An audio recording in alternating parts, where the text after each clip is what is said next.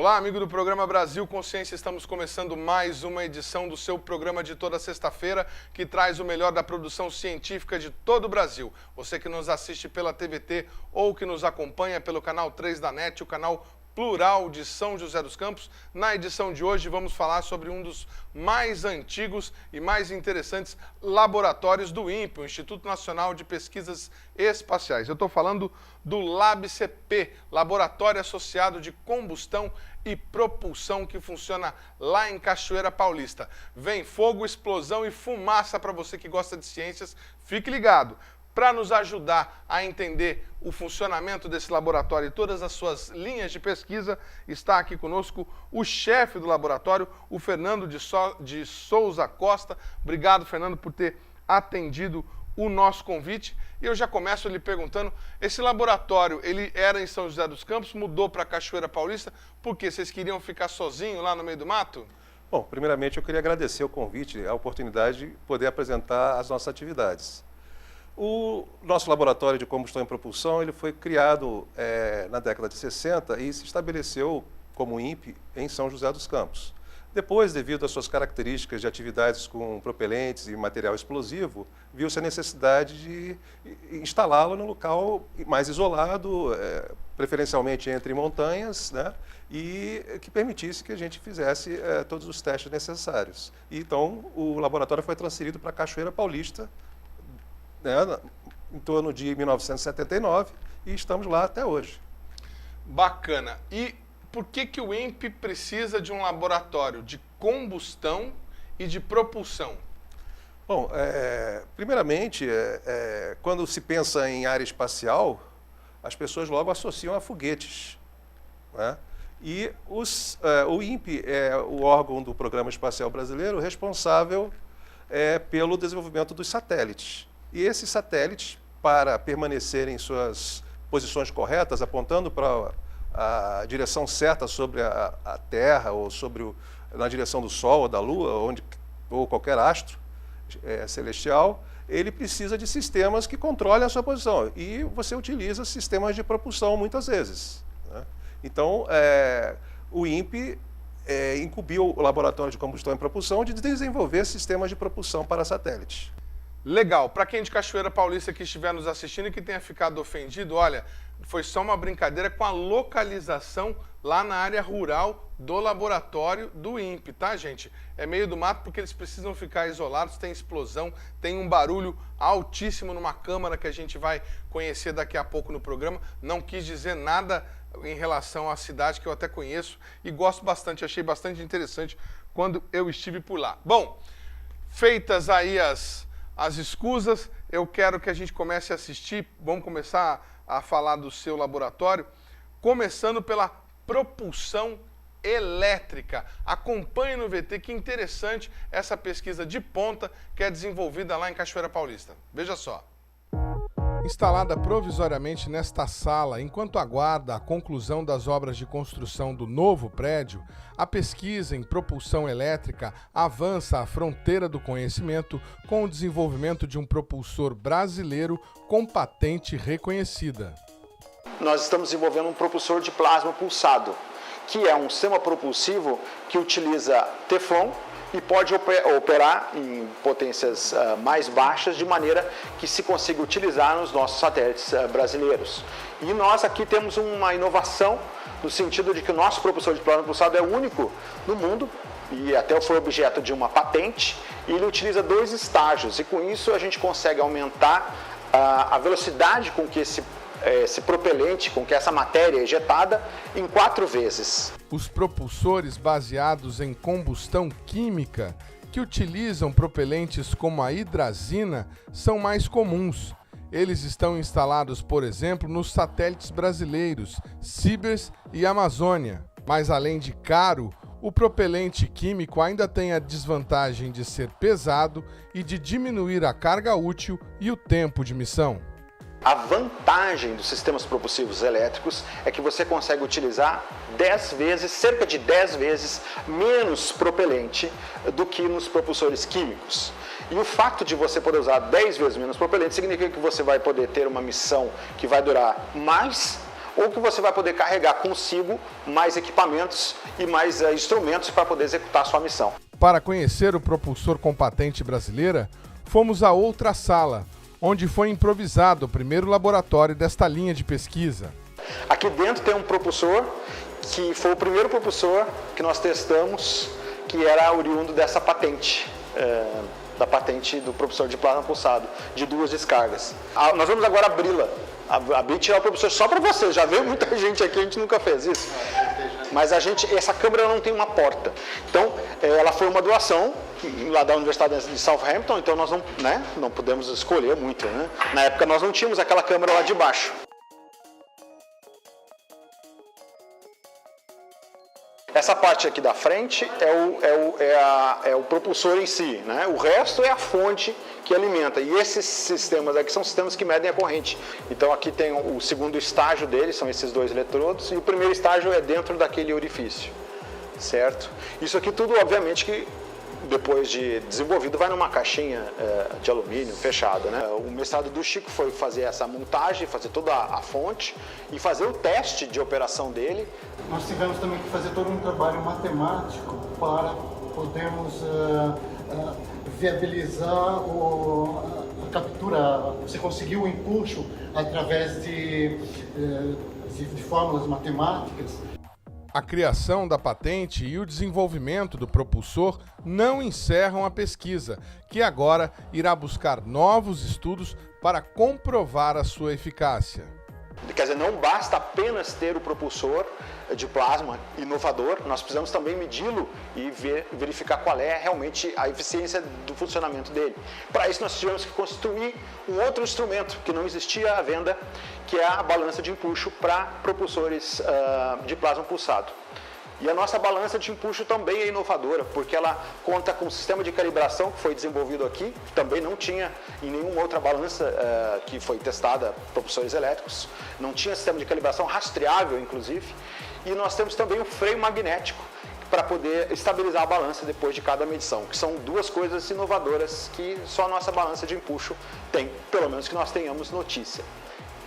Balanças muito semelhantes foram desenvolvidas na Europa, na Inglaterra e na Europa, algumas balanças. Porém, elas não tinham sistema de calibração eletrostática e nem do freio magnético, né? Então, nós chegamos a cogitar a possibilidade de comprar uma delas, mas o valor que nos deram era muito caro, era bastante caro, e nós não tínhamos recurso.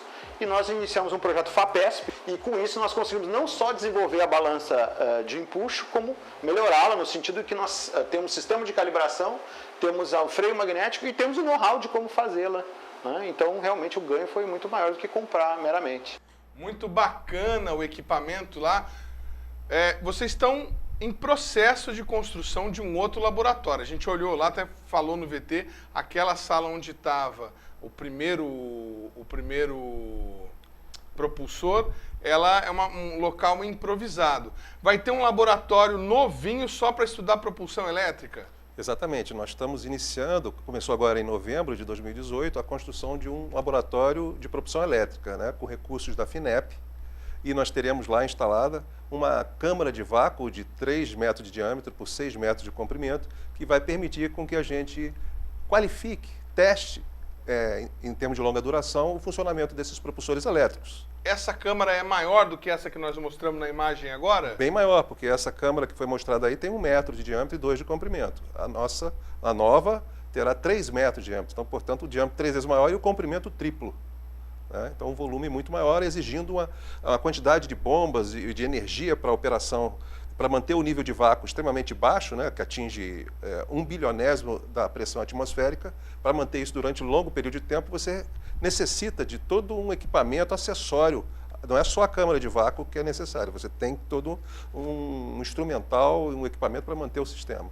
Agora, o que eu achei mais bacana, fantástico, pesquisador vai fazer doutorado na Inglaterra, aprende, domina a tecnologia, vem para o Brasil, desenvolve, faz uma patente.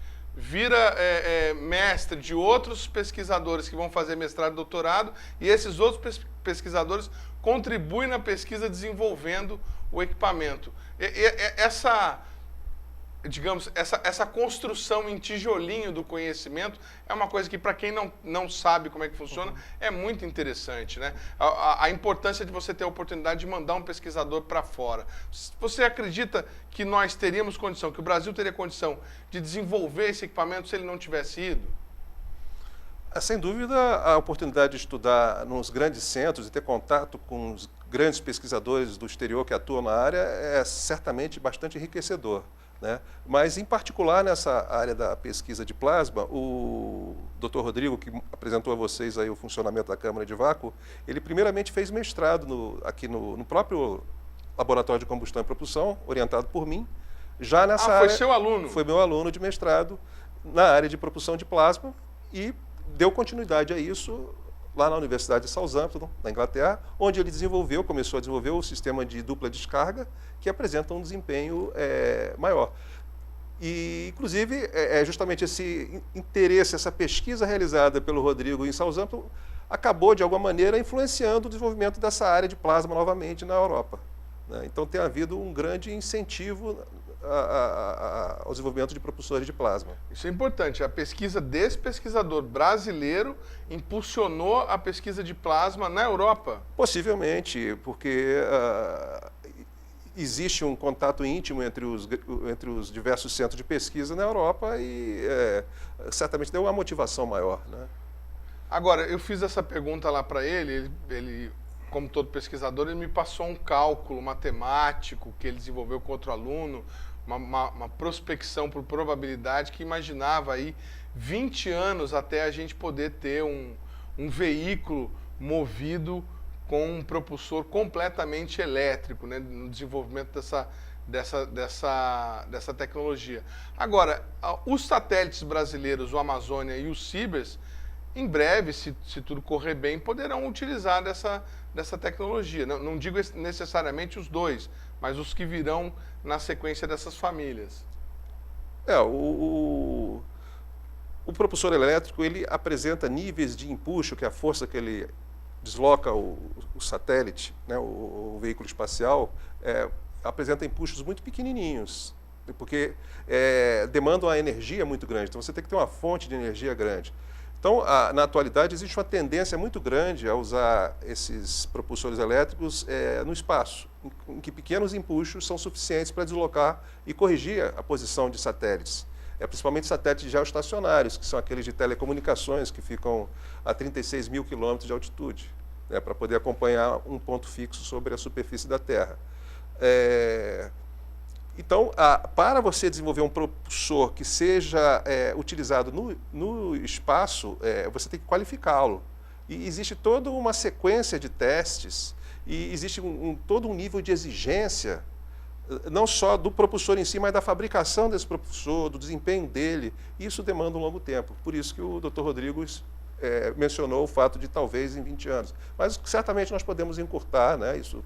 Dependendo do investimento, é uma questão de investimento, né? Se nós investirmos bastante, em 10 anos, no máximo, a gente teria condição perfeitamente de disponibilizar pelo menos esses propulsores de plasma pulsado de pequeno tamanho para, inclusive, o uso em nanosatélites, que é uma tendência atual, né? O uso de nanosatélites. Inclusive, os veículos lançadores de satélite brasileiros, agora o veículo é menor, né? Então, um satélite menor estaria mais adequado. Agora, o que chama a atenção é essa dificuldade da pesquisa, né? Quer dizer, a criação da inovação, o desenvolvimento do propulsor por si só, ela já aconteceu, já tem a patente, mas ele ainda precisa ser validado, precisa ser testado, precisa ser medido, e isso implica em mais pesquisa para desenvolver o validador. Existe uma coisa que pouca gente sabe que acontece. Isso. Quando você desenvolve um sistema de engenharia para entrar em órbita, é necessário que o propulsor funcione perfeitamente durante 10, 15, 20 anos. Então, você tem que garantir que isso aconteça, que o sistema, por exemplo, vai aguentar as vibrações decorrentes do lançamento. Então, você tem que fazer um sistema absolutamente, vamos dizer, à prova de falhas, ou com 99% de confiabilidade, né? E são muitos componentes envolvidos, né? E você precisa de vários propulsores, um para cada direção, um par deles para cada direção. Então, você tem que ter a garantia de todo o sistema. A parte de engenharia é algo, diria que tão complexo quanto de fabricação de um propulsor para uso no espaço, é tão complexo quanto o desenvolvimento em laboratório dos protótipos. Muito interessante. Nós vamos para um rápido intervalo e já já a gente volta com pesquisa desenvolvida lá no LabCP para usar etanol, o combustível retirado da cana-de-açúcar, lá no espaço. É um instante só, não sai daí.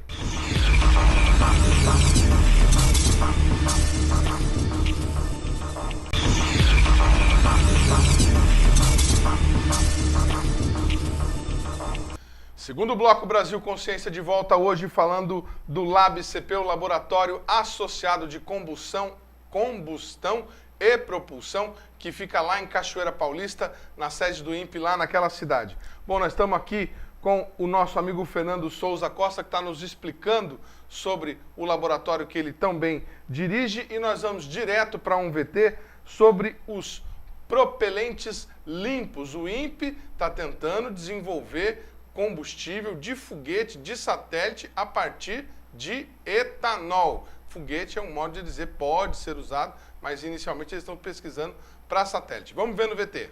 Meu nome é Ricardo Vieira, eu trabalho no Laboratório de Combustão e Propulsão há mais de 30 anos e eu trabalho no desenvolvimento de combustíveis para motor de foguete.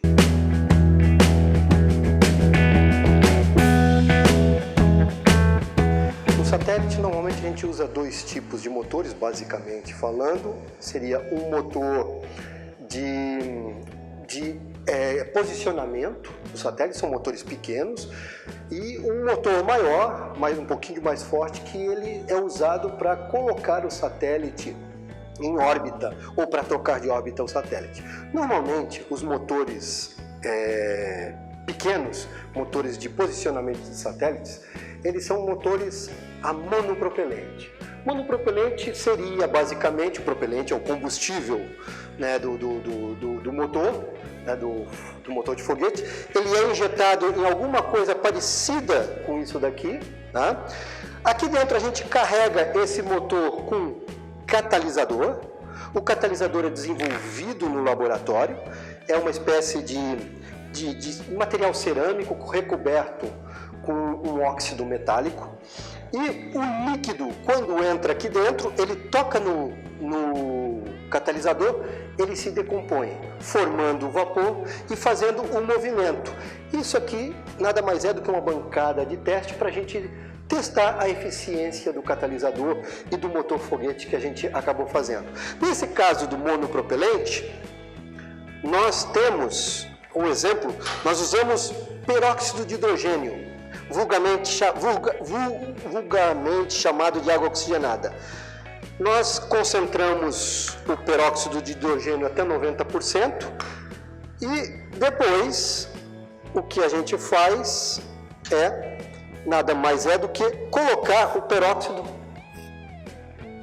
na câmara de combustão. Logo em contato com o catalisador, ele se decompõe formando gases. E o gás, como vocês viram, eles vieram em cima de mim, nada mais é do que vapor d'água e oxigênio. Então, isso daqui é um propelente limpo. Então, tanto é desenvolvido aqui o catalisador, como também nós concentramos o peróxido de hidrogênio 90% no equipamento que está lá no fundo da sala. Tá? Nós somos o único laboratório no Brasil que concentra peróxido de hidrogênio para fins aeroespaciais. Motores maiores são mais ou menos desse tipo, motores bipropelente. Nesse caso, entra pelo injetor um combustível e do outro lado um oxidante. O oxidante que a gente usa é o mesmo que nós usamos no monopropelente, é o peróxido de hidrogênio concentrado. Esse é o motor fechado ele funcionaria alguma coisa assim. Tá? E o combustível nós também desenvolvemos no nosso laboratório. Nós desenvolvemos um combustível à base de etanol e etanolamina e mais um catalisador nele. E eles são hipergólicos. O que é hipergólicos? Dá licença. Hipergólico é isso aqui, gente.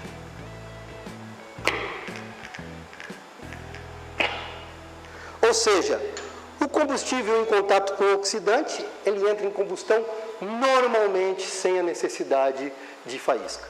Legal, muito bacana o laboratório de propelentes limpos lá do LabCP, o Laboratório Associado de Combustão e Propulsão. Difícil lembrar do associado agora, mudaram a nomenclatura, a regra para fazer essa sopa de letrinhas. Mas enfim, o que interessa é que o laboratório está funcionando e está produzindo combustível limpo para satélite ou possivelmente para foguete. Qual a necessidade de se produzir, de se investir em combustível limpo nessa aplicação? Vocês estão preocupados com a poluição no espaço? Brincadeira.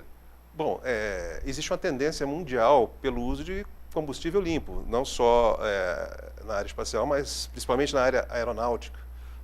Na área espacial, na Europa, por exemplo, está se aventando a possibilidade de proibir o uso da hidrazina.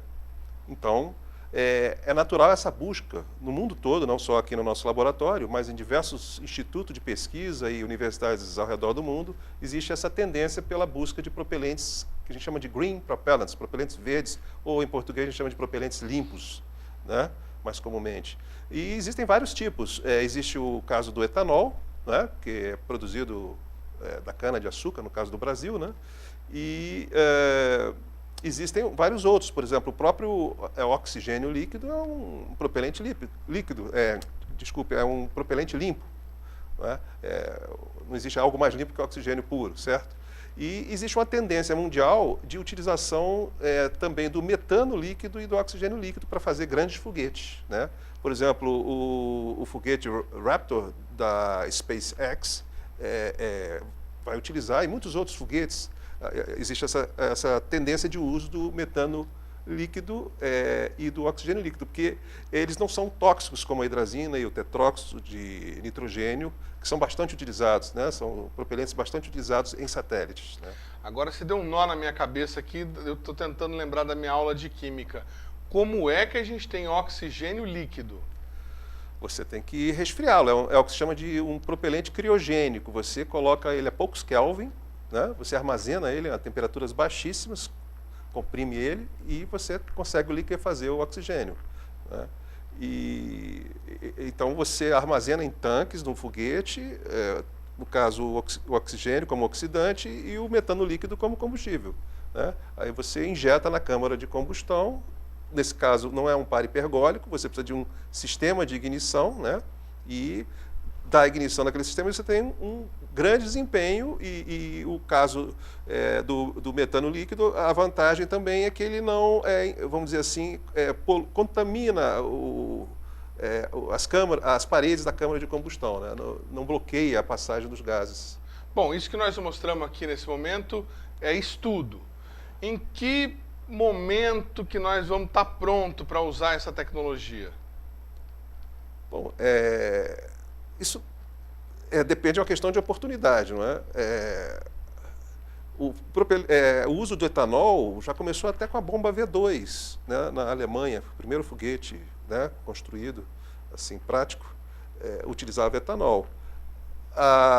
Se eu não me engano, o CTA, o Centro Técnico Aeroespacial, também já empregou etanol como propelente para foguete no Brasil. Então, na verdade, ele já foi utilizado. Agora, essa mistura do etanol com a etanolamina e mais um catalisador, formando um par hipergólico, é realmente absolutamente novo, né? Que daí não precisa de nada para dar a faísca, a ignição. Exatamente. Um encontra com o outro e já... O simples contato desses, que a gente chama de propelentes, o combustível oxidante para foguete, os propelentes, o simples contato deles já propicia a ignição. Isso facilita, simplifica muito o projeto e o funcionamento do propulsor, do foguete. Mas, insistindo na pergunta, para a gente usar isso aí nos nossos próximos satélites, tem a família Sibers que vai continuar, o Amazônia foi pensado para ser uma família também, para que essa tecnologia nacional possa ser empregada, por exemplo, no Amazônia, que é 70% nacional. Nós temos como estimar um prazo para essa pesquisa estar concluída? Veja bem, tanto o Sibers quanto a plataforma multimissão do INPE, eles foram projetados para a utilização de um único propelente. Monopropelente. Monopropelente. A hidrazina, né, que é decomposta por um catalisador. Então, todo o sistema funciona com um único fluido. Ao passo que, neste modelo de sistema, está se usando o etanol e a etanolamina, né? Então, você tem dois fluidos separados, em tanques separados. Então, isso implicaria em toda uma mudança da estrutura. Você tem que projetar, então, todo um sistema propulsivo e um satélite adequado para o uso de bipropelente. Agora, quando a gente estava lá conversando, o pesquisador falou para a gente, a hidrazina, o quilo, custa... Caríssimo, 200, 300 dólares. 300 dólares. O quilo. Aí o equivalente que está sendo pesquisado vai custar em litros, em quilo, equivalente a R$5, R$10. Isso é uma economia perfeitamente brutal, né? E a questão também da toxicidade. Você lidar com hidrazina é uma coisa muito perigosa, muito tóxica e explosivo, né? Já o etanol... Nós lidamos com etanol nos nossos carros, então não tem esse perigo todo, né? E não tem uma toxicidade muito elevada. Ele não é tão corrosivo, né? Se cair na pele. Exatamente. Então, essa é mais uma vantagem do uso de propelentes limpos, né? Você poder manipular e trabalhar com eles de uma maneira mais eficiente e mais segura. Bem bacana. Bom, enquanto eles estão lá pesquisando novos combustíveis ou novos propulsores, o laboratório de combustão e propulsão também presta um importante serviço para o país.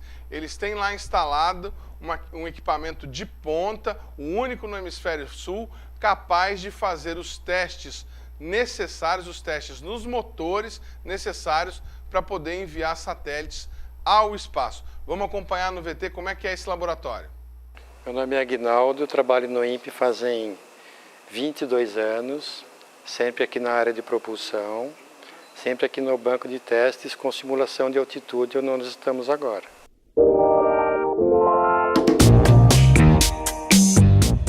Quando você lança um satélite de comunicações ou de geoprocessamento, um satélite que tem que ficar numa posição muito bem definida, você precisa ter certeza de que você consegue manobrá-lo para correção de pequenas variações no posicionamento dele. Esse sistema é testado aqui. A gente testa os motores antes de mandar para o espaço, porque um lançamento custa 100 milhões de dólares, entendeu? Você tem que ter certeza absoluta de que está tudo funcionando.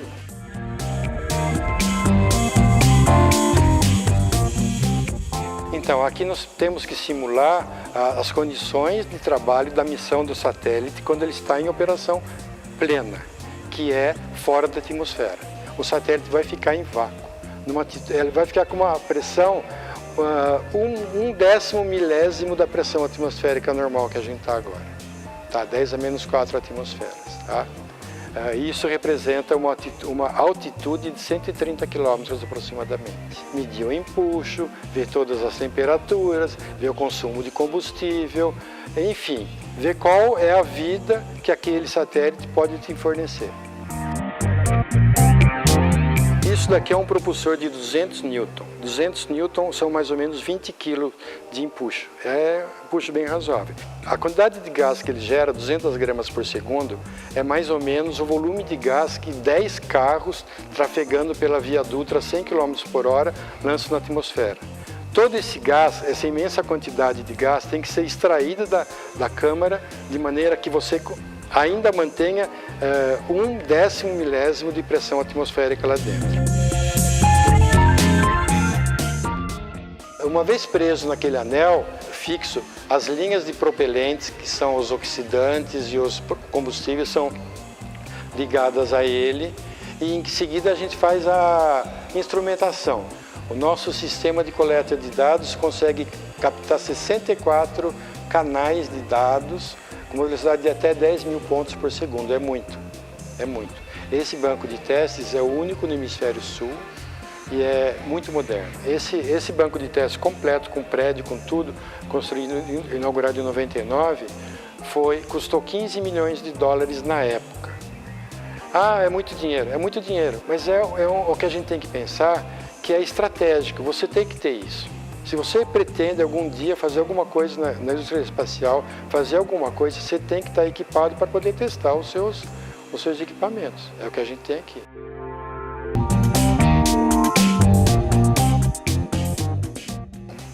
Os propelentes que você usa no motor parecido com esse são extremamente tóxicos. Nós estamos falando de tetróxido de nitrogênio, que é esse tanque que está aqui, e estamos falando de monometilhidrazina, que são aqueles outros tanques. Aqueles tanques têm um produto que cancerígeno ao extremo, e esse daqui, se você respirar, você pode morrer imediatamente. Quando estamos testando, esses tanques estão pressurizados. Não fica ninguém aqui, além de ter um barulho ensurdecedor, não fica ninguém aqui por motivo de segurança. Nós ficamos na sala de controle, que é um outro alojamento, um outro espaço aqui ao lado. Essa sala é uma sala segura, com pressão positiva. Aquela parede que nos separa do banco de testes tem 1 metro de espessura de concreto. A gente não tem nenhum contato físico com o banco de testes durante os ensaios. A equipe tem controle absoluto de tudo que está acontecendo lá dentro, do grupo de vácuo, que como foi mostrado, do grupo de vácuo da sistema de aquisição de dados, do próprio funcionamento do motor. Nós temos dos tanques de propelentes, todos os equipamentos de lá são controlados a partir daqui. Lá não fica ninguém. Bem legal o hangar, parece um hangar, o galpão, onde fica instalado essa câmara de vácuo. É um equipamento, a gente tentou mostrar ali, colocamos uma imagem de baixo, é um equipamento muito grande, bastante complexo e que, pelo que me disseram, quando está funcionando, faz um barulho, né, que dá para ouvir lá em Cachoeira Paulista. Claro, exatamente, porque para manter um nível de vácuo extremamente baixo dentro da câmara onde é testado o propulsor, você precisa de bombas de vácuo, de sistema de ejetores, você precisa remover os produtos da combustão, né? E a vazão é muito grande, como o Agnaldo comentou ali, o responsável, o diretor de tiro desse banco de testes, né? É uma massa imensa de gases produzidos que você precisa remover e limpar, né? Porque podem conter produtos tóxicos. Agora, ele falou ali do investimento e da questão do país precisar ter um equipamento como esse, se desejar manter pesquisas espaciais, mas assim, o que nós já testamos de propulsor ali? Além dos nossos propulsores, o que o pessoal por aqui está desenvolvendo, a gente já prestou serviço, por exemplo, para algum outro país ou para alguma empresa? Sim, já fizemos inúmeros testes para a França, para a NASA. Para a NASA? Sim, já testamos um sistema, propulsores que seriam utilizados num satélite argentino, né, que eram fornecidos pela NASA, né? E atualmente nós estamos dando apoio à transferência de tecnologia em propulsão de satélites de uma empresa europeia chamada Thales Alenia Space.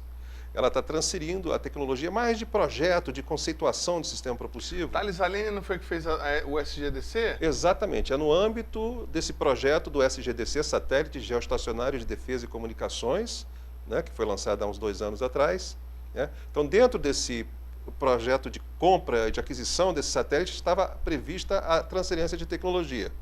E uma dessas transferências de tecnologia, no âmbito dessa transferência global, estava o fornecimento de know-how na área de projeto e concepção de sistemas propulsivos. Então, a firma brasileira Fibraforte, que fica aqui em São José dos Campos, mandou seus engenheiros para a França. Os engenheiros da França vieram aqui em São José, continuam vindo aqui em São José dos Campos, e estão justamente apoiando o desenvolvimento de um novo sistema propulsivo, usando hidrazina, né, propulsores pequenos, de 1 newton de empuxo, né, mas muito adequados para o controle de posição e de atitude, que nós chamamos. Atitude é a orientação em relação, né, aonde está apontando o satélite. E nessa transferência de tecnologia, a Fibraforte foi além. Ela desenvolveu todo um sistema propulsivo, está desenvolvendo, justamente muito estimulada pela própria Thales Alenia, né? E nós, lá no laboratório de combustão e propulsão, nesse banco de teste de propulsores, nós estamos testando esse sistema propulsivo, esses novos micropropulsores, desenvolvidos basicamente com a tecnologia já conhecida pela Fibraforte, né? Eu acho que, de maneira geral, eu gostaria de salientar isso aqui, que esses processos de transferência de tecnologia funcionam, via de regra, quando a empresa brasileira já possui o conhecimento, ou 90% dele, mais ou menos, pelo menos, né, para que tenha sucesso, né? Não, acho muito difícil a gente não saber de nada de um assunto e você transferir pagando, você não vai absorver nada. Você não conhece absolutamente nada sobre o assunto. Mas esse é um dos serviços que nós estamos prestando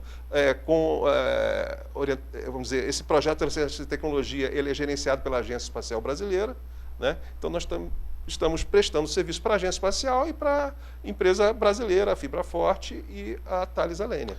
O Aguinaldo falou ali no VT que o propulsor de 200 Newton elimina um volume de fumaça semelhante ao de 10 carros andando a 100 km por hora na Via Dutra. Pergunta de leigo, para onde vai essa fumaça no espaço? Não responde agora não, responde depois do intervalo, a gente volta no instante só. Fica aí.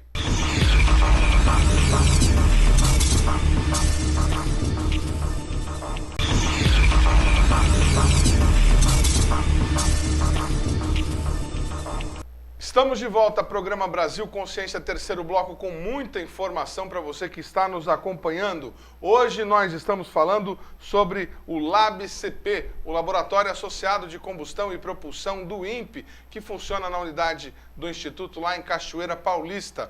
Nós estamos trazendo aqui hoje o chefe do laboratório, o Fernando de Souza Costa, está nos ajudando a entender o que é feito por lá. E vocês viram no bloco anterior que eu fiz uma pergunta para ele. Se aquele motor de 200 Newton solta fumaça equivalente a 10 carros andando a 100 km por hora, para onde vai essa fumaça no espaço? Bom, a tendência é ela se espalhar, né, e manter-se afastando do satélite.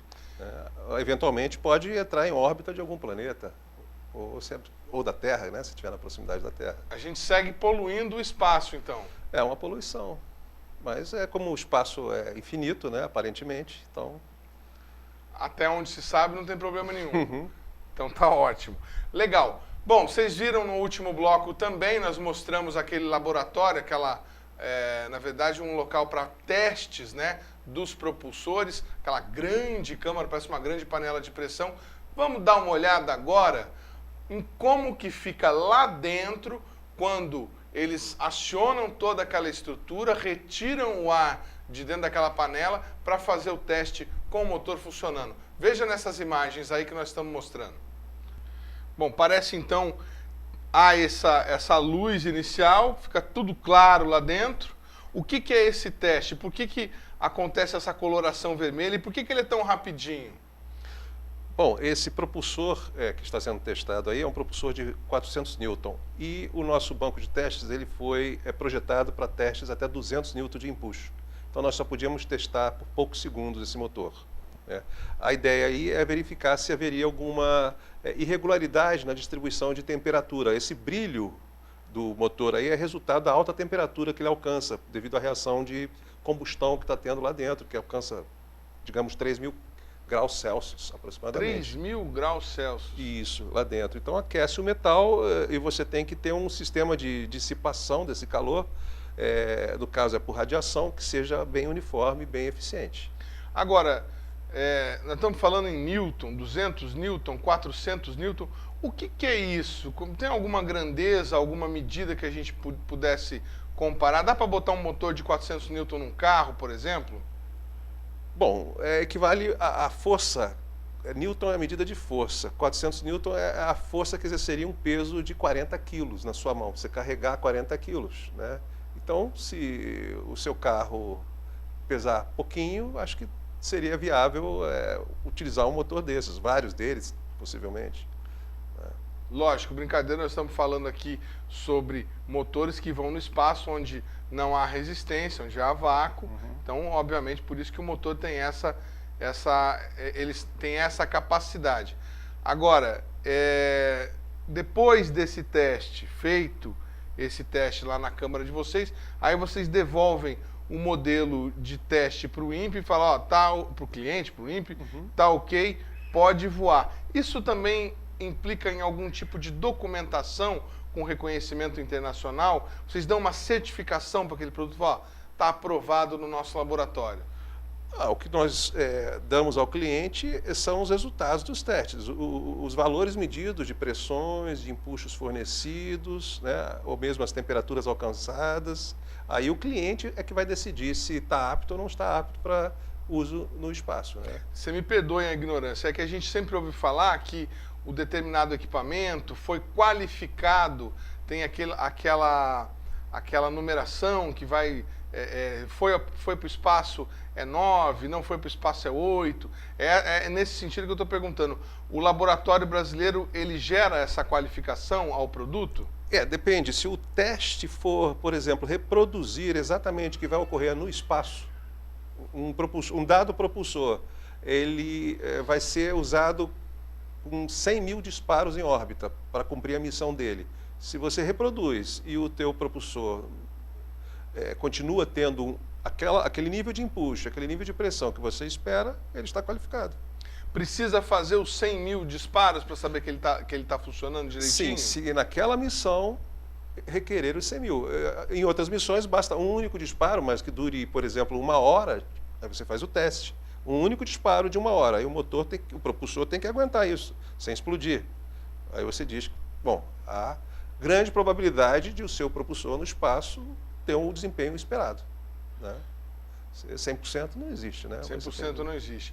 E quando uma empresa privada precisa, por exemplo, a SpaceX, fazer um teste desse no laboratório de vocês, ela paga alguma coisa para o laboratório, paga para o governo? Como é que funciona isso? Sim, a gente faz um contrato e a empresa paga ao INPE.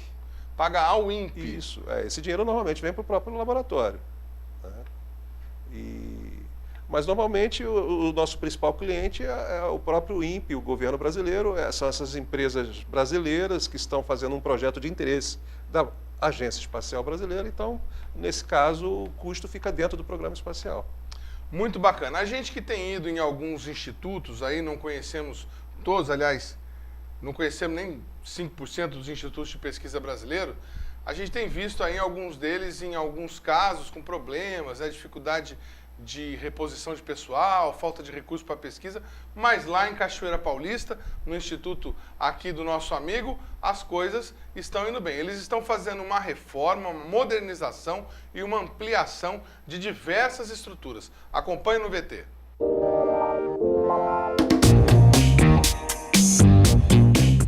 Meu nome é Isaías de Oliveira, eu sou tecnologista aqui do Laboratório de Combustão e Propulsão. E a obra que nós estamos vendo aqui é uma obra de construção de um laboratório para análise de propelente e inspeção de motores.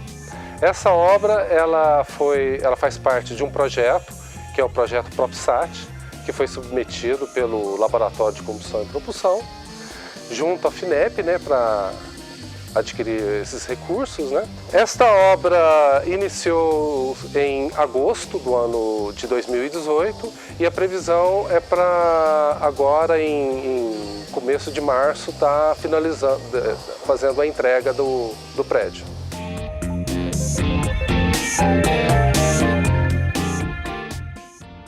Está sendo construído o laboratório de análise de propelentes e inspeção de motores. Será construído o banco de teste de propulsores elétricos também, num outro canteiro de obras. Foi reformado o banco de teste de condições ambientais e reformado o prédio dos pesquisadores do banco de teste de condições de simulação de altitude. Além dessas reformas que ocorreram aqui, ocorreram também as melhorias no sistema de vácuo do próprio banco de testes, né, de condições de simulação de altitude, melhorias no sistema de aquisição de dados da sala de controle, dos ensaios de testes de motores com simulação de altitude, como também melhorias no sistema de controle do banco de teste de condições de simulação de altitude. Ao todo, esse volume de recursos financiados, ele é próximo de 8 milhões. Obras a todo vapor lá pelo LabCP, Laboratório Associado de Combustão e Propulsão. Qual que é o valor total do investimento em toda essa modernização que vocês estão fazendo? Bom, o valor total desse projeto de atualização das nossas instalações é de 14 milhões de reais. Foi aprovado em 2014, em maio de 2014. Né? O dinheiro tem sido liberado aos poucos, à medida que a FINEP dispõe dos recursos. Né? Então, nós já estamos finalizando algumas das obras, né? Que é, por exemplo, o laboratório de inspeção de propulsores e análises de propelentes. Estamos iniciando a obra do laboratório de propulsão elétrica e já finalizamos a reforma do nosso banco de testes em condições ambientes e finalizamos praticamente essa semana o outro banco de testes, o prédio de pesquisadores do banco de testes com simulação de altitudes. O projeto inclui não apenas obras, mas também a aquisição de vários equipamentos, a manutenção de vários itens, a modernização de vários sistemas. Né? E são 4 objetivos principais desse projeto de atualização. Primeiro, modernização do nosso banco de testes em condições de vácuo. Né? A reforma e a atualização do banco de teste em condições ambientes. O terceiro objetivo é a execução de um projeto executivo de um novo banco de testes, de médio empuxo. Esse banco de testes seria responsável por testar propulsores de maior empuxo, até 1.200 Newton, que poderiam ser utilizados como motores de apogeu de veículos lançadores para colocação de satélites geoestacionários em órbita. Né? E também para testes de motores de rolamento, ou motores auxiliares de foguetes lançadores, ou para eventuais outras missões extraordinárias. Talvez o Brasil um dia faça uma missão até a Lua, até Marte. Então, alguns desses motores poderiam ser aproveitados. Tá? Então, esse terceiro objetivo é apenas realizar um projeto executivo. Posteriormente, a gente pretende lutar por recursos para a construção do banco em si. E o quarto objetivo do projeto PropSat, de atualização do nosso laboratório, é justamente a construção do primeiro banco, o laboratório de propulsão elétrica do país, né? Todo equipado, com câmaras de vácuo de grande porte, etc., para testes e qualificação, e desenvolvimento e pesquisa também de propulsores elétricos, né? Que seriam propulsores iônicos, propulsores de plasma, propulsores de efeito Hall. Na verdade, existem infinitos tipos de sistema de propulsão possíveis de serem desenvolvidos e estudados. Os elétricos poderão ser testados nesse banco novo que nós estamos iniciando a construção agora. O elétrico foi o que a gente viu no primeiro VT do programa de hoje, aquele que teve o desenvolvimento de um propulsor com patente reconhecida para o Brasil. Agora, a gente, nessa área de ciência, a gente está acostumado com pouco recurso, né? A gente está acostumado com o Instituto reclamando que está faltando dinheiro para pesquisa. Vocês estão tendo um investimento. Esse investimento visa alguma aplicação imediata? Por exemplo, o LIT nosso aqui em São José está sendo ampliado para integrar o SGDC. Vocês lá estão visando alguma coisa específica ou o laboratório está sendo preparado para o futuro?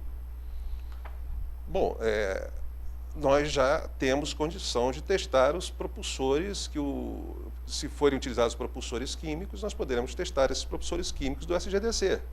Se esse SGDC, a nova versão, for totalmente elétrica, nós certamente poderemos testar propulsores elétricos que venham a ser instalados nele.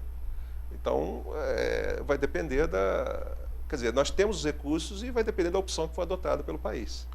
Nós temos condição de nos candidatarmos a fabricar algum desses subsistemas, desses sistemas? Para o SGDC? Provavelmente. A indústria nacional que desenvolve essas coisas. Não cabe ao nosso laboratório desenvolver e fabricar propulsores. Nós temos a instalação para testá-los, porque seria muito caro para a indústria privada ter uma instalação dessas. Então, nós temos que disponibilizar.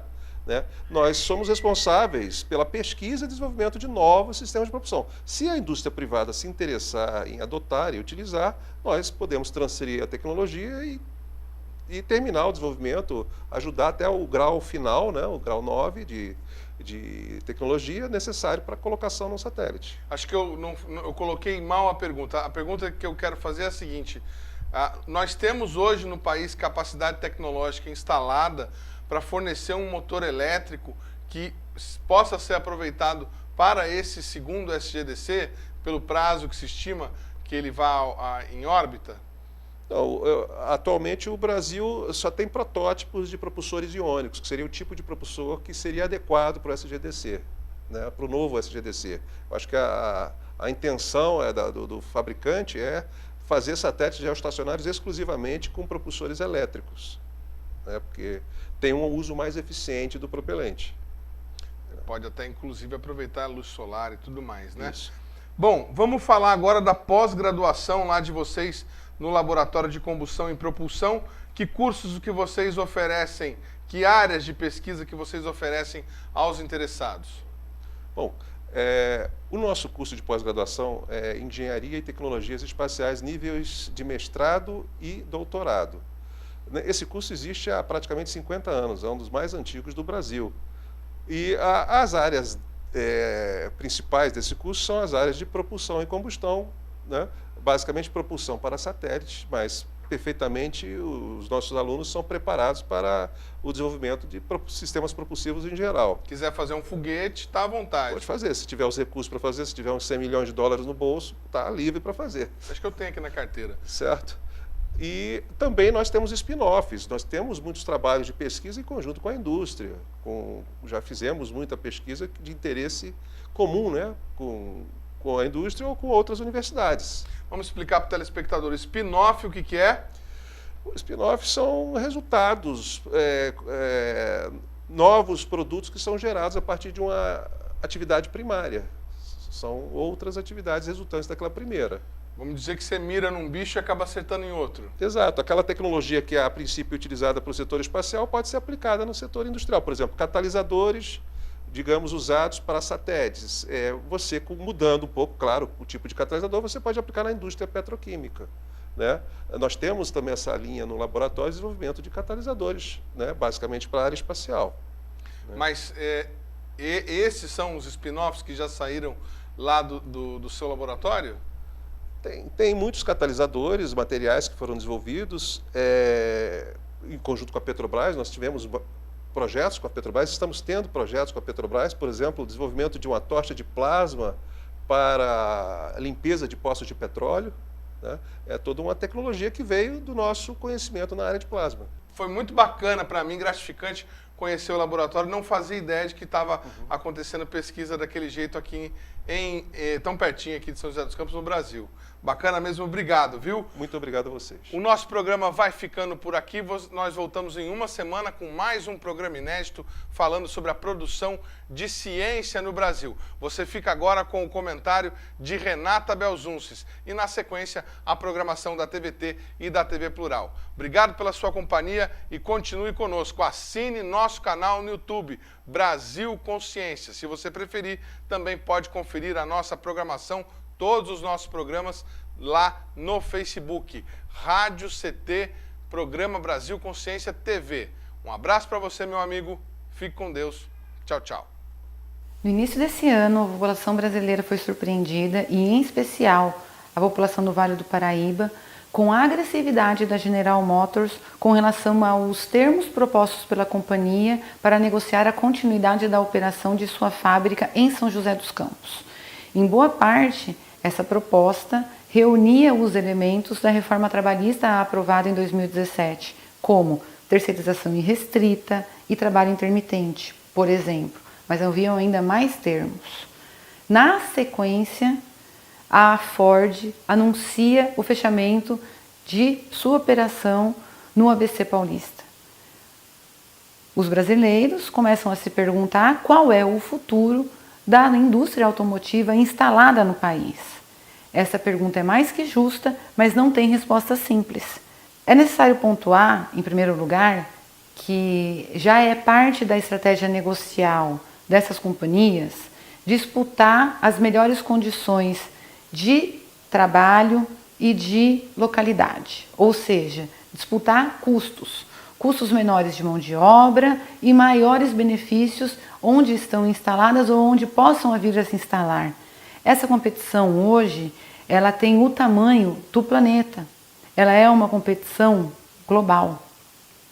A sensação hoje comum é que essas companhias devem permanecer no país, tanto pelo tanto que já receberam de benefícios, que foram muitos ao longo de várias décadas, como pela importância que elas têm no dinamismo local, na geração de empregos e no fomento dos desenvolvimentos regionais. Mas também esse quadro coloca uma oportunidade dolorida da gente discutir se a gente quer a indústria automotiva da maneira como ela está, ou seja, em que o desenvolvimento dessas companhias, em que os cérebros dessas companhias continuam todas em suas matrizes sem virem ao Brasil, ou se a gente também quer ter um outro papel na divisão internacional do trabalho com a presença das montadoras. Um outro elemento também que se faz necessário discutir, e essa é possível que seja uma boa oportunidade quando nós estamos nos questionando a respeito do futuro da indústria automobilística, como é que a gente pensa essa indústria com relação à mobilidade urbana. Nos países centrais, as empresas não têm lucrado menos ao inovarem em soluções para a melhoria da mobilidade. O Brasil também não mereceria esse mesmo tratamento?